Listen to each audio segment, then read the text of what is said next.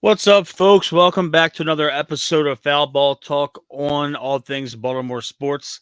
I'm the host, Matt Trigger. With me, as always, is my esteemed co host, Tim Malarkey. Tim, what's going on? Before we get started, this is brought to you by Great Eights and Memorabilia in Parkville, Maryland, and brought to you by Driving to the Top Network podcast, Driving to the Top Productions Podcast Network. That is a mouthful. Anyways, Tim, what's going on, buddy? Um, Not a whole lot. Running a little hot. Tough day to be an Orioles fan. The Yes, it streak is is. dead. We're done with that. Um, and piss poor series from the Orioles. Lot to talk about. It is. When we left off the show last week, we predicted that we were going to sweep the St. Louis Cardinals, and we ended up getting swept. Yep. And By a we took 2 out of 3 from the Seattle Mariners, which we expected. Um, there's a lot to talk about. This is starting to be. I feel like it's a broken record, so to speak, because the same problems continue to persist with this Major League Ball club. And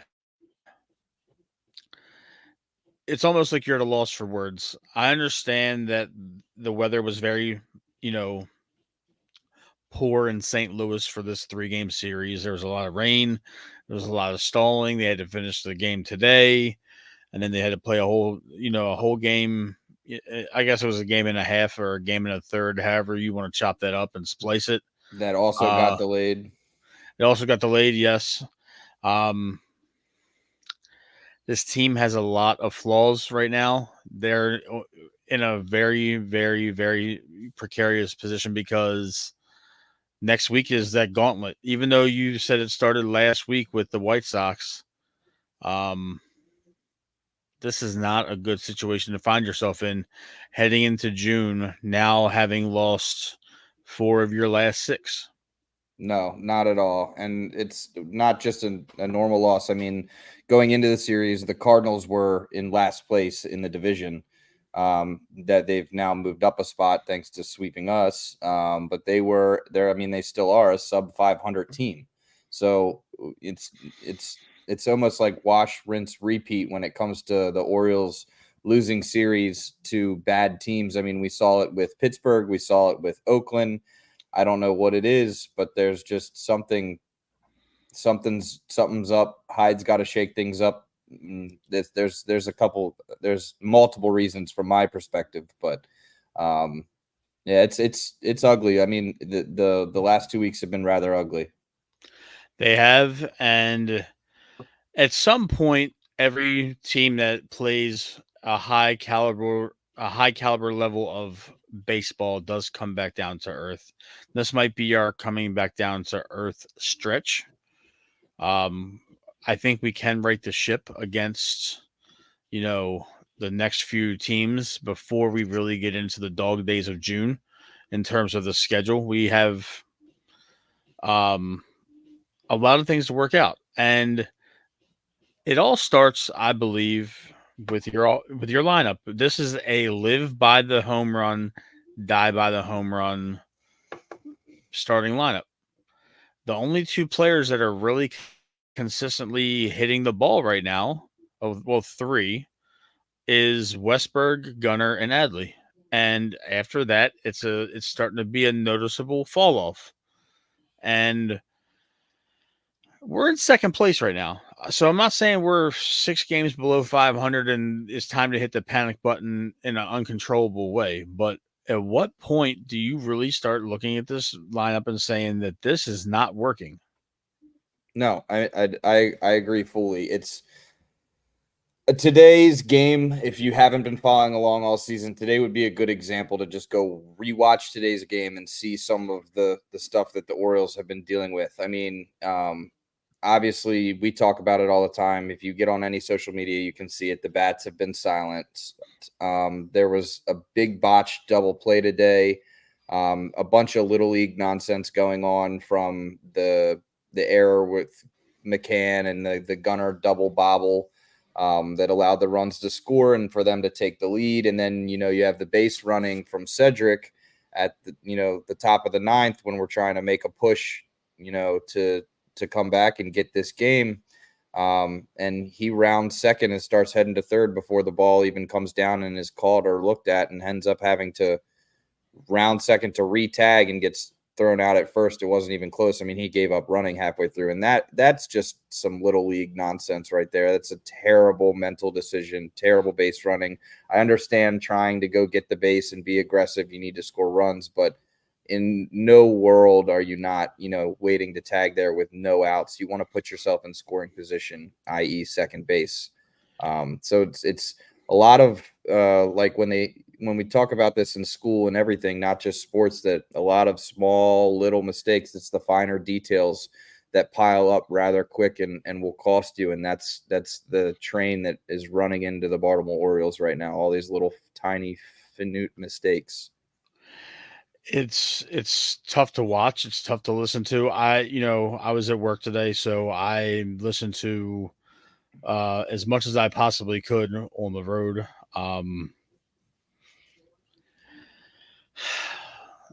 I think it's time to say when with Mullins. Yeah. We Obviously, yeah. I mean, obviously today you're going to get a lot of that instant reaction. You're going to see that everywhere, that it's time to part ways with Mullins and figure out what we can do there. But after that abysmal mistake, but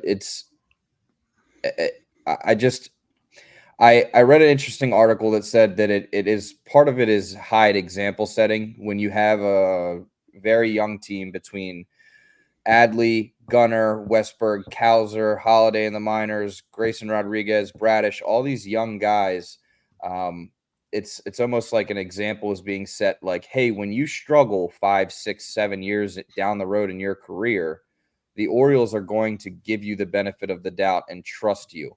And that was an interesting way to look at it. But me personally, I do not care about their feelings right now. I'm trying to win ball games and more importantly, win a World Series.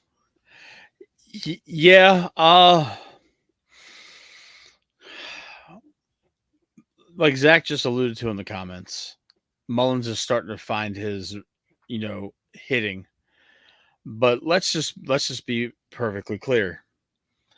We talked to Tim Kirchin about this on Sunday, which he's got a vast knowledge and insight to the game. He's much more intimate in terms of knowing what Hyde is thinking as opposed to us. It's to the point now where Mullins being in this lineup is negatively affecting the overall presence of the rest of the team. And I'm not saying it's a attitude thing. It's a simple fact that he's hitting 200 right now, maybe.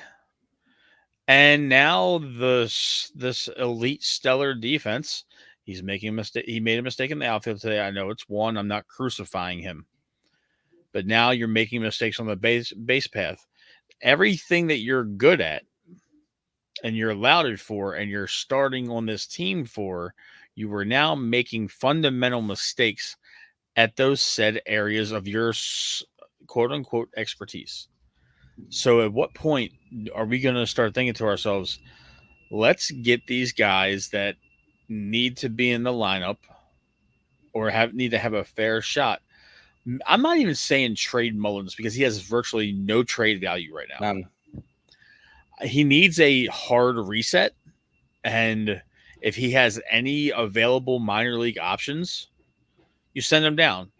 Or if that's not the case, he has a phantom calf strain where he might need 3 or 4 weeks on the IL. Mystery blister, got to go to Florida for a couple weeks. Right. Send him to Florida for a little bit. Let him work out his kinks. Let him get himself together. Or if he needs to, if he does have an option, you put him in the minors at AAA and you let him work his shit out the way that you're doing to Jackson Holiday right now. No. And I know they are two completely separate situations. But right now, you need bats in this lineup that can hit the ball and put the ball in play and not just worry about hitting the ball 450 feet. You need to start playing a little bit more small ball. Obviously, that's a huge issue with us. We're not playing small ball at all. We're living and dying by the long ball. So focus on that. I don't have an issue with anything that Westberg's doing right now. Westberg's playing very well. I think Westberg needs to lead off. I think that needs to be his permanent batting order spot. Gunnar needs to have people on base in front of him. It's hurting us that he's constantly leading off now, even though he's hitting a lot of home runs out of leadoff. You still got to get base runners on because Gunnar has an opportunity for a single RBI to lead off the game, but he's got to wait till his second time through the batting order before he might even chance having a base runner on for him to produce multiple RBIs in one at bat. So it's just a lot of these things that are starting to add up. You want to get Stowers in the lineup.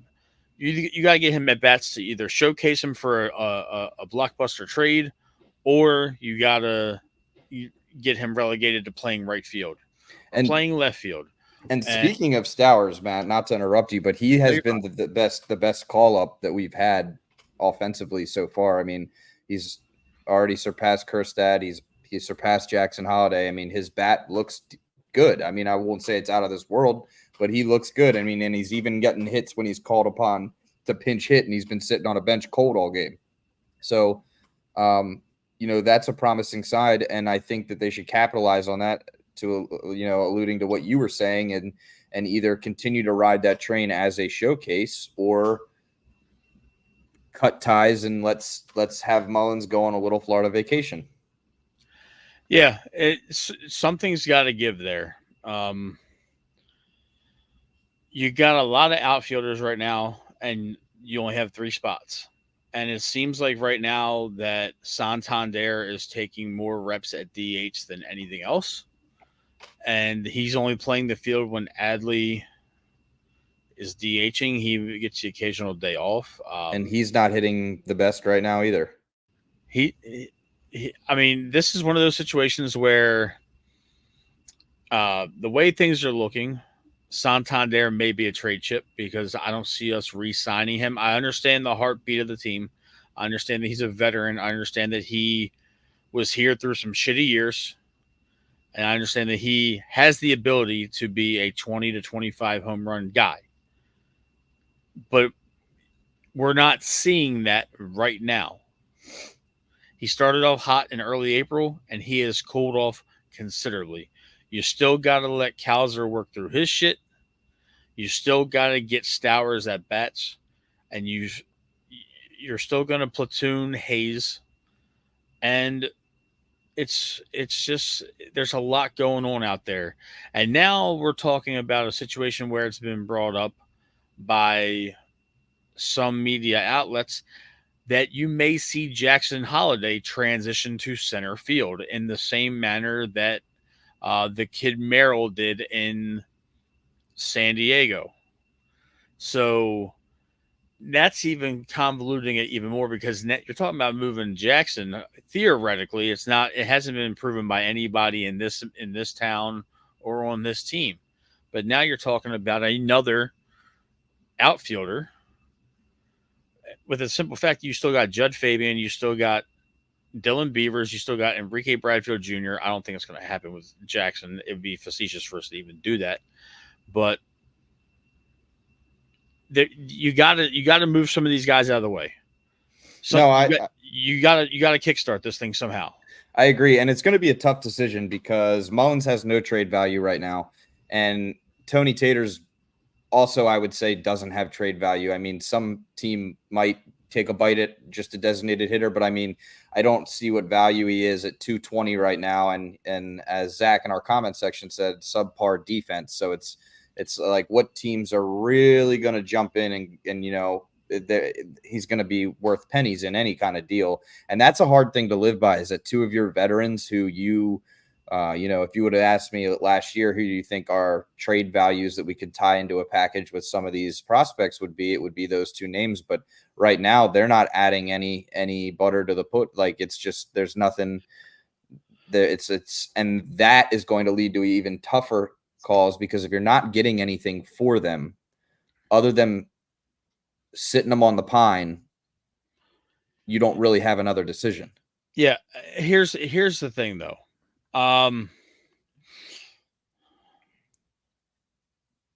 We got to take the emotional love for our hometown players out of this. Hayes has went past the point of his usefulness.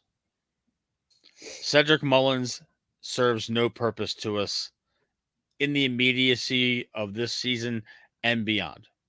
He's not getting paid to be a top upper echelon center fielder because he is no longer that as a total package. We are 5 years removed from that 30-30 season. That's in the rearview mirror. He's closer to the end of his career than he is to replicating 30-30 again. Santander, he's a switch hitting power hitter, but you have to make some decisions. Do you want Stowers to be a showcase trade chip, or do you want him in this outfield? Do you want to have Heston Kjerstad in your plans long term? Yes. We do. But I'm saying the Orioles need to figure this out because teams are on to the fact that we are a top 5 ball team in the entire MLB. They are not going to trade us the good players for nothing. It's just not going to happen. So if Cedric Mullins can net us a reliever that might need a change of scenery from another team, by all means, go get that reliever and we'll call it a day. Or if you want to package somebody like Connor Norby and you want to go get a decent bullpen arm, throw Santander in there or throw Mullins in there. You got to just cut bait at this point. They're not costing us a lot of money, and they're quite frankly holding up the logjam of young outfielders we got that need to be in this lineup to see if they're a part of this elite Orioles team moving forward in terms of their projections. Heston didn't get a fair shakeup here. He had 17 at bats in 17 games. That's one at bat per game. Nobody can get a rhythm like that. He should have had about 50 at bats when he was up here in that 2.5 week stretch of games. It's baffling to me at this point that there's so many issues that you can address by just cutting bait. And as Zach said in the comments just now, he would keep Hayes. But Hayes has to be okay with being the 4th outfielder. Right. Hayes needs to be the Michael or the Aaron Hicks of this ball team this year, where he will play all 3 outfield positions. He might start once or twice every 6 games. And pinch hit. And he's a pinch hitter. But he doesn't have the power that Aaron Hicks had. No. He doesn't have the capability to come in off the bench cold and hit a 425-foot dinger to right center field. He doesn't have that capability. I think that's one of the things that we're missing with this team is an Aaron Hicks should have been re-signed. He did not take a lot of money to play in Los Angeles. Do you revisit and go back to Los Angeles and trade for him again? Is that something you do? Or as Zach is alluding to in the comments, Ryan McMahon from the Colorado Rockies, they are the worst team in all of baseball, minus, maybe the A's, but the A's are still scrappy. The Rockies have already, packed it in for the year, and it's mid-May, late May. So there's some pieces that you can add from other places, but you got to let some of these guys go. And I know it sounds like we're panicking, and so it's mid-May, but if anybody is paying attention, if the Orioles fans that are listening to this show that are watching every single game, such as yourself, we have 4 days off before the All-Star game. Yep. The All-Star game is the second week of July. We're in mid-May or late May. We have, I think, 5 days off. If I'm not mistaken, we have 5 calendar days off, and we are playing baseball the rest of the way through to that All-Star break. We're sitting in second place right now. If we fall any further down, we're going to get real desperate, and we're going to trade away some guys that we probably don't want to trade. And that's what I was getting ready to bring up with you, Matt, is maintaining where we are, not only in the division, but talent-wise and winning-wise across all MLB. What that does is exactly what it's doing to us right now, and what it's done is a product over the last 2 seasons, a season and a half, is that it allows you to keep your prospects and not sell the farm because you're a winning team that's in a good position and you're not desperate. What the non-average baseball viewer might not realize is that when you start losing games and you start falling away, and that division looks like it's getting farther and farther away from you, especially when it's the Yankees, who are a really good baseball team, that's when offices and management and coaches start to, the fire is really burning under their ass, and they get desperate, and you end up making deals and getting yourself in situations that are not lucrative to you.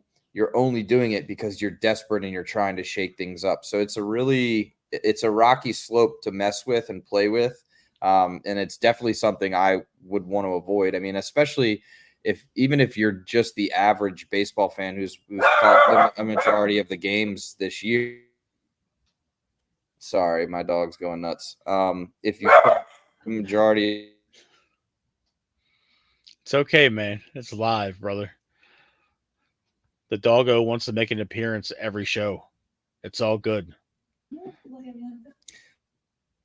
Yeah, he likes being the star of the moment. But what I was saying is that even if you find yourself in that position, it's not something that you want to be in. And the non-average viewer who's been watching the Orioles right now can see that the bats have gone silent. The non-average viewer can see that they're taking these huge swings. Like the approach at the plate is just I'm at a loss for words. I'm falling over them right now because it's frustrating to see that there is no small ball being had, and most importantly, they're not taking any walks. Like, if you want to pull this up, Matt, I actually had this saved so that I could share this with the viewers.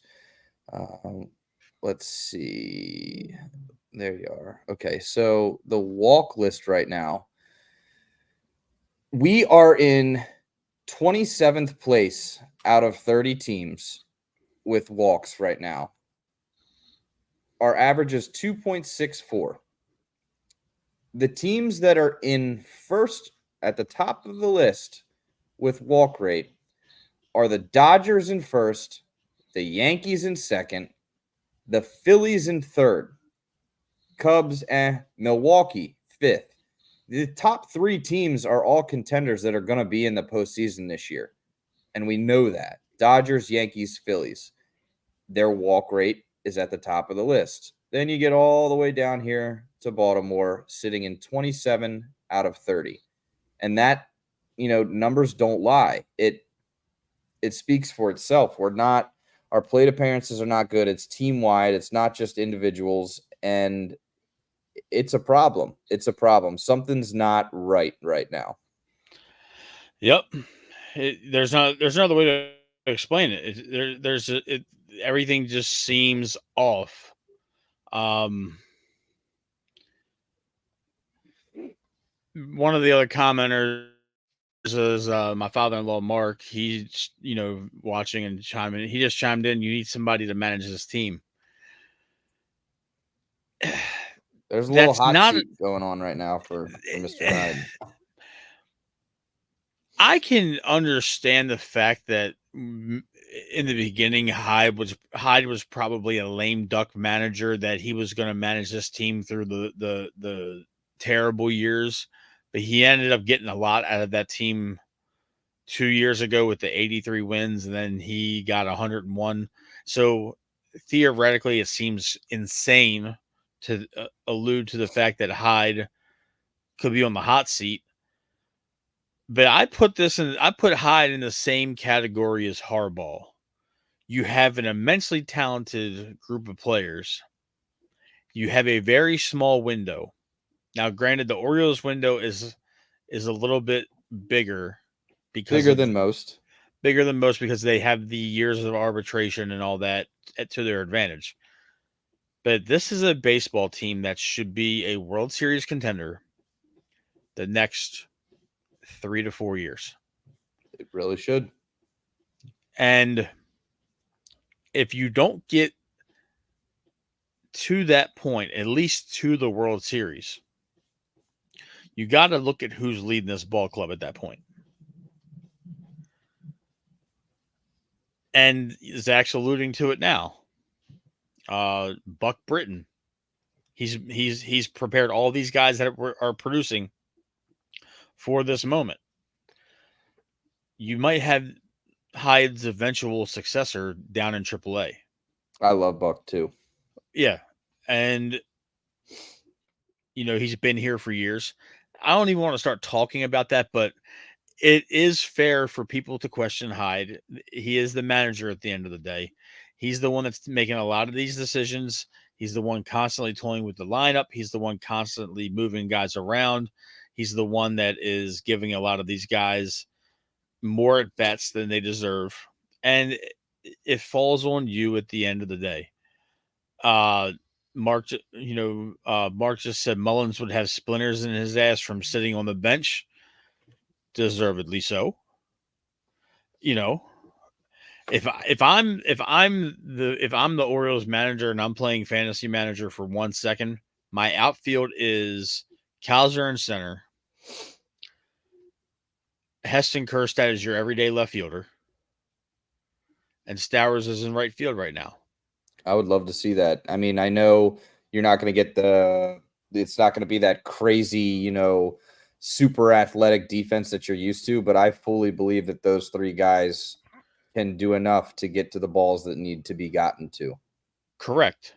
So, with that being said, I mean, Zach's saying, flop Stowers and Kjerstad. I believe that they're similar, athletically, I guess. They're both bigger guys.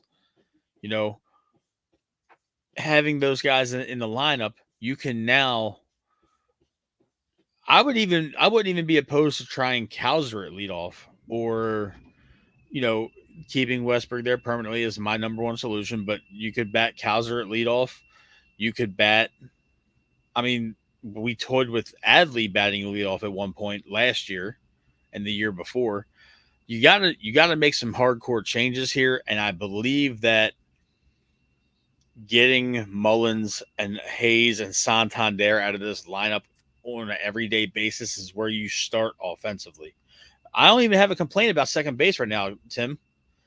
Jorge Mateo is playing good defense, and he's putting the bat to the ball. I'm not saying he's batting 300 or anything, but he's hitting a little bit better than what Jackson Holliday was hitting when he was up here. And he's hitting better than Ramon Urias. Yeah, and he's had a little hit streak going. And I thought about this the other day, and I wouldn't say that this is what you should rock with, but I think it would be a little cool experiment. Is part of the reason that we loved Cedric at leadoff was not only because he would, make contact, but it was because of how detrimental his speed was when he got on base and how he caused havoc for the pitcher right away. To start the game, you get one of the fastest guys in the league on the base. I've said that it would be fun to see a little experiment with Mateo as the leadoff, just for a game or two, see how his contact does, not necessarily because of his bat, just to see if you can get him on base before you run into Adley and before you run into Gunnar. When you have Mateo standing out there, it's not even just his speed and ability to steal. It's the fact that the mental is weighing on the pitcher. So now you have a pitcher that has to think about Mateo on base as they pitch to Adley, Gunnar, O'Hearn, Kowser. Like, I just think that would be cool, a cool little experiment to see how it pans out, because I don't think it gets talked enough about how much having one of the fastest guys in the league, but someone that can literally wreak havoc on the bases stand out there, what it does to a pitcher. Oh, I agree with you. I do agree with you. And Mateo's earning his everyday at bats. He's playing stellar defense. I think it's plausible to at least give Mateo a short run at leadoff. Um, but we spent a half an hour so far on this offense, and we haven't even gotten to the pitching.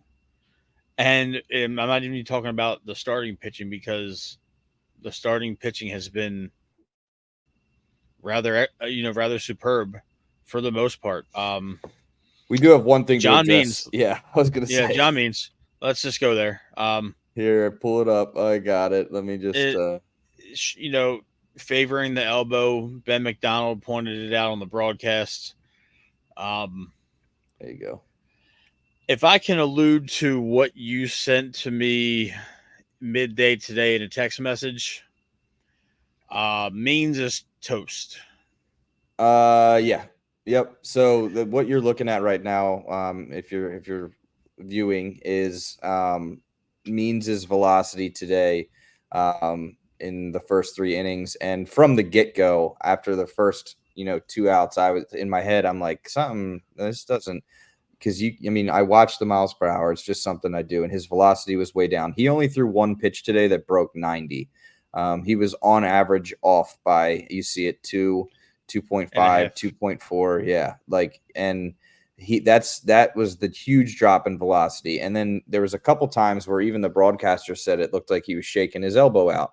Anytime you see a pitcher shaking his elbow out, not a good thing. So the rain delay happened. Everyone was like, oh, maybe he ran into the clubhouse because of the rain delay. That wasn't the case. Hyde actually came out after the game and said that Means has elbow discomfort. So here we are again.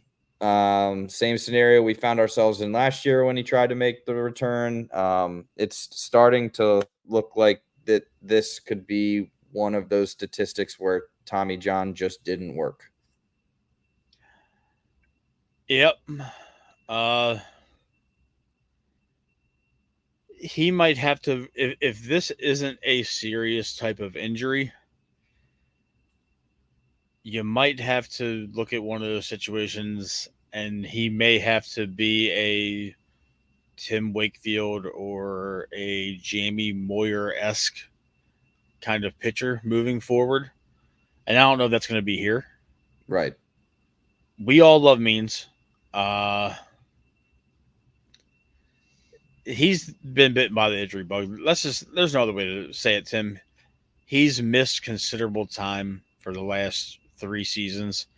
If this is any indication, if he has elbow discomfort in the arm that he just had Tommy John surgery on, it could be a fluke. It could be a tendon pull. It could be nothing at all. It could just be he was feeling off. Well, we truly don't know. Yeah, and we know who left with elbow discomfort at the beginning of the season, and we still haven't seen back yet, and that's Tyler Wells. And the Orioles are very good at being hush-hush on their issues, so to speak. Yes, they are. So I don't know. Just I have a bad feeling about it. And as Zach in the comments said, he had the Tommy John last year when he came back and through however 2, 3, I forget how many games it was. He actually was out until this year for a shoulder issue. So since Tommy John, this is, the elbow discomfort is new. But if you have shoulder issues and you have elbow issues and you've had Tommy John, 2 + 2 = 4. Yeah, it's starting to look like this 6-man rotation theory is going to be short-lived. Which could be a benefit for us. It's never a benefit to lose a pitcher like John Means, especially how he, in his first couple games since he's been back, he's been solid. So it stinks. It sucks to say that, but we saw what happened today with Irvin in the pen after Irvin, I think it kind of threw him out of whack of being every 5 days, every 5 days, every 5 days. Okay, you're in the bullpen, 2 days rest. Okay, bullpen again. And they got a hold of him today. So it could be a good thing to see Irvin back 5-man rotation, back to the normal routine of things, keep all of them in their same momentum, all of them doing what they do best. I mean, that's what I'm hoping for. That's the optimistic side that you have to want to see happen. Yeah, our comments are coming in hot. Mark, Kobe Mayo broke a rib trying to catch a ball, and he fell in the dugout. So he is temporarily on the sidelines. I think they're going to give him a couple weeks to let his fractured rib heal. And you're not going to get the same kind of power out of him probably for the foreseeable future. So I think the Mayo train in Baltimore is kind of stalling at this point, which is with good reason. You don't want to bring him up here hurt. But in my theory, if he's up here 2 weeks ago, he doesn't fall into the dugout in AAA and get hurt. No, especially because our dugouts are not as unsafe as the one down in Norfolk. I've been banging on the table for this since the first show that we've done, and Zach alluded to it. If this roster spot doesn't open up for Means, you got to give Povich or McDermott a shot. I'd love to see it. You don't have to make them you don't have to make them a starter. You can make them longmen to get them acclimated to the big leagues, to where they're not in high leverage, high pressure situations. But right now, your rotation can be easily Burns, G-Rod, Bradish, Kramer, Irvin. That's your 5. Suarez can be your spot duty kind of guy. That's perfectly okay with me. Yeah. And it also helps, getting another left-handed arm in the bullpen if you bring Povich up here. Povich is a lefty. He would serve his purpose, to the team in terms of being able to pitch lefties, and he can do a spot start if you want to give Irvin an extra day of rest, or you want to give Kramer an extra day of rest. You could throw Povich in there for that one game, and if he can give you a solid 5, that can get you to Suarez. I'm okay. Suarez is a Swiss Army knife to us. He can go anywhere, do anything. So and you need one of those guys. You do. You definitely do. You got to get one of the, either him or McDermott got to come up here. I don't want to see us bringing up just a random, pitcher, just for the sake of it. Like best beat today. I don't want to see, Alvarez back up here or anybody else like that.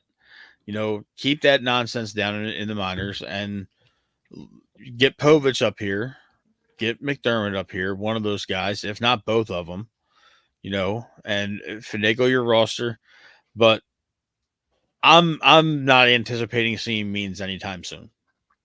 I don't think we see Tyler Wells for the rest of the season. I'll wait till tomorrow morning to see what the Means call is, but like I said earlier, I don't see it. And who's the other pitcher that we said we're just waiting on a text message to come from? So Bradish, but Bradish is looking filthy. He is, and I fully agree with that. But that thought of the injury still lingers in the back of my brain. It does, and rightfully so. I'm not telling you you're wrong, because I've been saying, I said it for the first couple of shows we did together, Tim. I'm waiting for that alert on a random midday afternoon. Kyle Bradish set to undergo TJ, but that hasn't happened. He is getting stronger with every outing, and he is, he might be the clear-cut number 2 starter here in Baltimore behind Burns. It was nice to see, Hyde to let Burns go over 85 pitches the other day. He 11 strikeouts on 94 pitches. The dude was absolutely dealing. I would have loved to see him try to go 7. Because it seems like the only time this bullpen gets a break is when Burns is on the mound. No, that's a fact. And that also happens to be the game where, except for last game, we don't get any run support, but I digress. I think that realistically speaking, I think we would see Povich first. I don't think that we see Povich unless the injury bug bites. So the way I have it drawn up in my head is that with Means being out now, Wells already being out now. We still have our 5, and we still have Suarez as that Swiss Army knife long guy. I think that one more injury, whether it be Bradish, whether it be Kramer's not looking well, whether it be that discomfort that Grayson just went through spikes up again. I think that might be the slot where we see Povich slide into. I think McDermott is a little bit further behind Povich right now, but as we are talking live, fun fact, McDermott just struck out the side in the second inning with all backwards Ks. So it's there. It's definitely there. I'm so hyped about the bats that we got in the minor league organization. I'm excited about the guys coming behind the initial crop. I'm excited for Beavers. I'm excited for Bradfield Jr. and Fabian to a degree. But let's see what we haven't had a pitching call up to be excited about since Grayson, and that was more or less 4 or 5 years ago now, correct? Yep, when they were bringing gas cans into Bowie Stadium. Correct. So let's get one of these guys up here. I know that I agree with you. It's probably going to be Povich before McDermott. McDermott's dealing in the minors. Povich has really nothing left to show in the minors. I want to see. Zach said that those were strikeouts 8, 9, and 10 for the through 5 innings tonight. Mm-hmm. Let's get these guys up here. We have nothing. We theoretically have nothing to lose if you're not starting them. And it's awful, and I never thought I would say this to you, Matt, but it's a shame that we had to DFA Ballman, because if that happens, we make a move like that, we need to fill a bullpen role, and Ballman. Don't you wish that evil on me, Ricky Bobby? We're not doing that shit. No, so Ballman outlasted. I don't know how. I'm so happy that the San Francisco Giants claimed Ryan McKenna. He took his bat today. That experiment is over. That's over. And I saw earlier in the comments, Zach said, Aaron Hicks got DFA'd. I would kick the tires on him again in the heartbeat. I loved Aaron Hicks here last year. He fits it. He's an Oriole to me. But I digress. Yeah. I don't want to see Michael Baumann anywhere near this organization ever again. And it's not personal hate. It's just the fact that he is a shitty pitcher. No, I hear you. There's no other way to describe it. If he clears waivers, look out, Matt. Where's he going? Norfolk? Who gives a shit? Keep him there. Keep him there. He's a bum.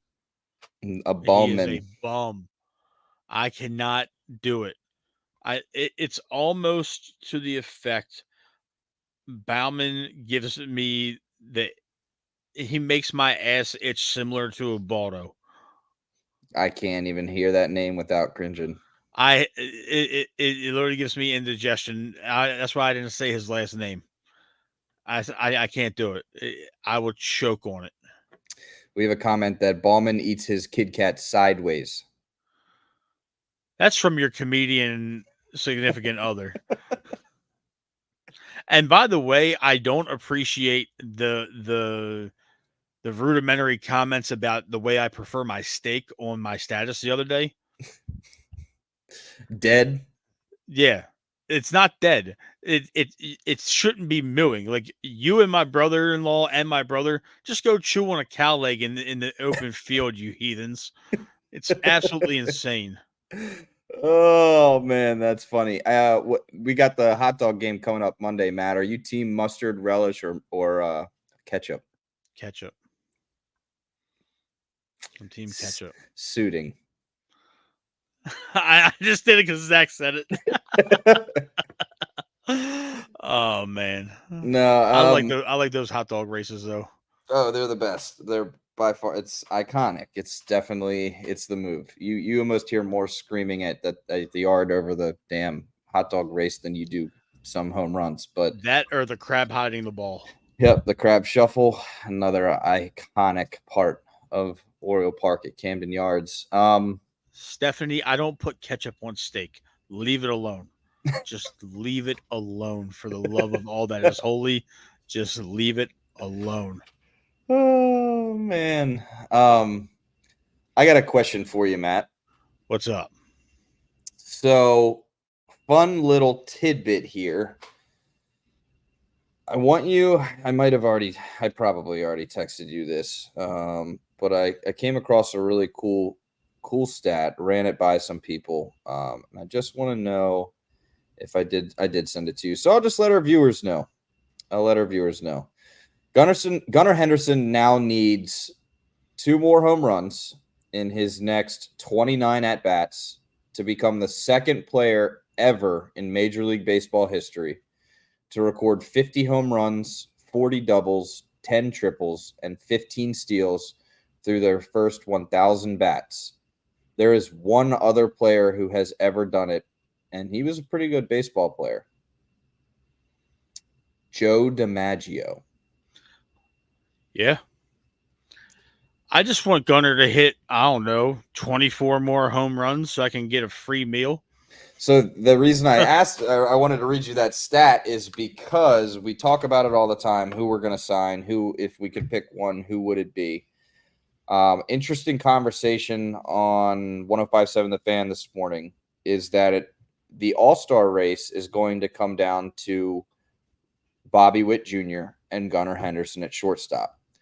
Put on your MLB manager hat right now. You get one of them. Gunnar. Who's it going to be? Unbiased, Gunnar. Completely unbiased.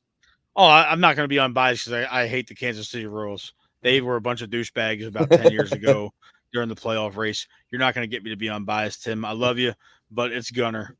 No, it's okay. Gunnar all the way. So I was actually surprised. They got the 2 most hillbilly names in baseball. Bobby Witt. Yeah. Bobby Witt and Gunnar Henderson sounds like 2 NASCAR drivers. Yep. I was surprised at the results. It was actually 51 to 49% Bobby Witt. Well, that's because Kansas City folks, I'm surprised half those people over there even got internet access. I mean, they're pretentious. The Royals suck. They're always going to suck. I don't care how many young guys they got.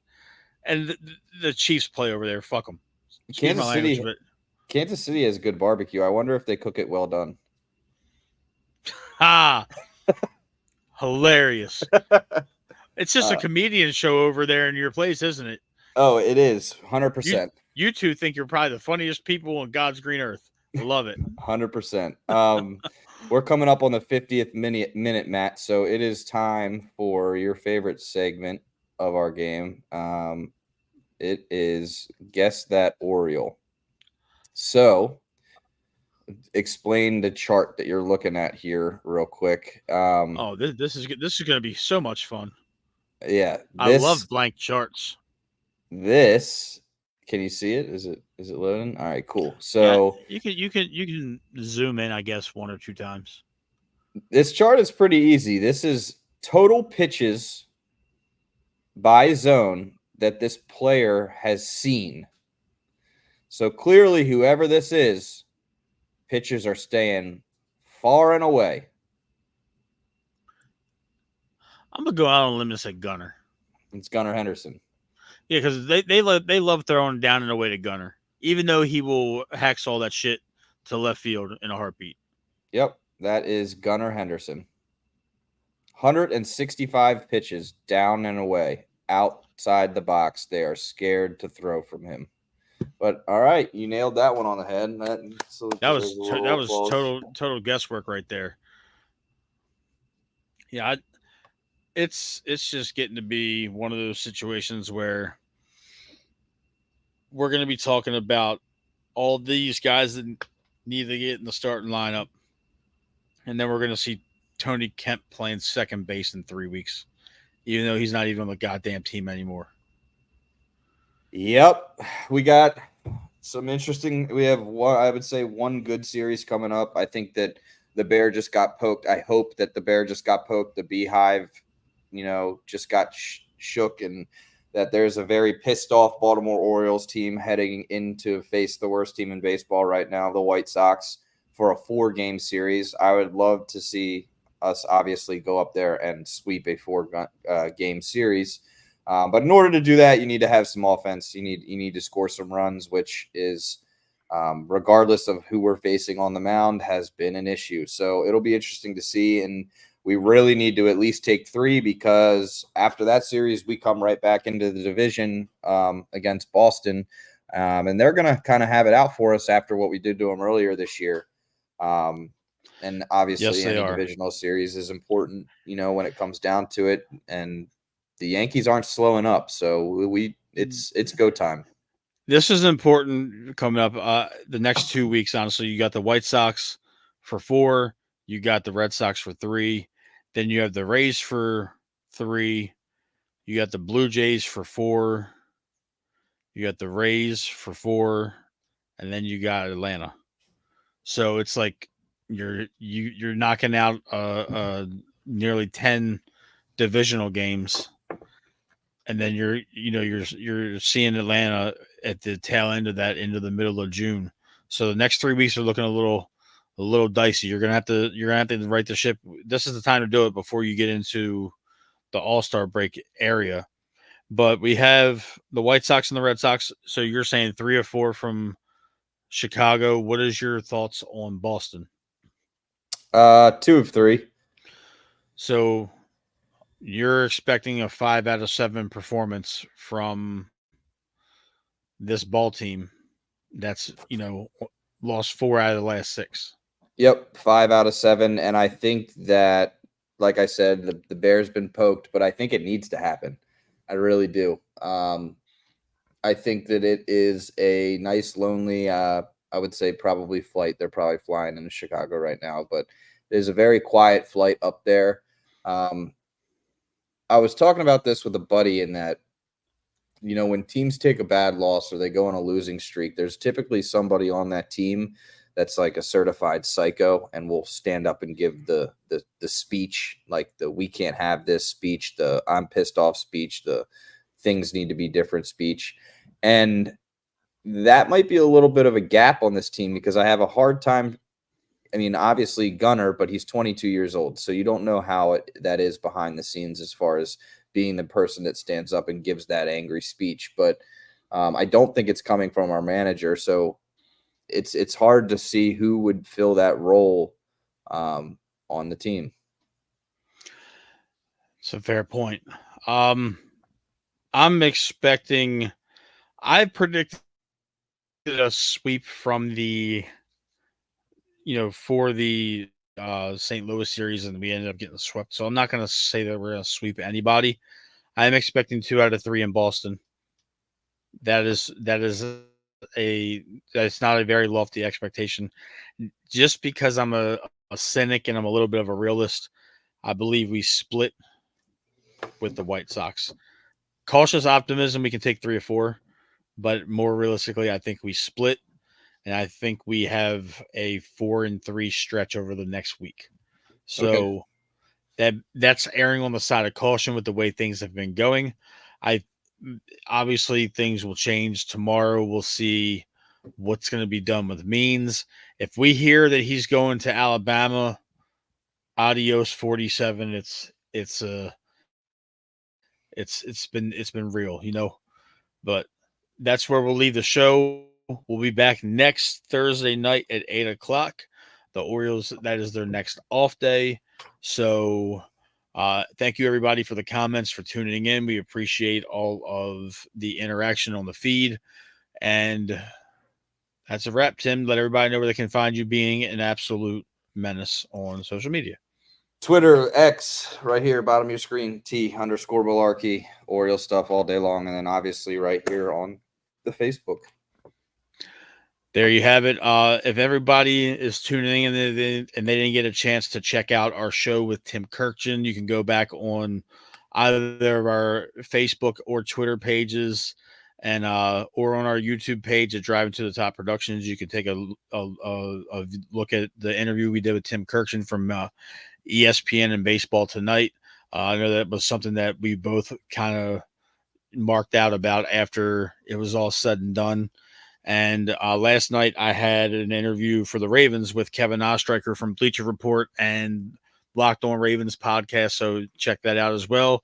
Awesome interview. It was. Thank you. Thank you. Thank you.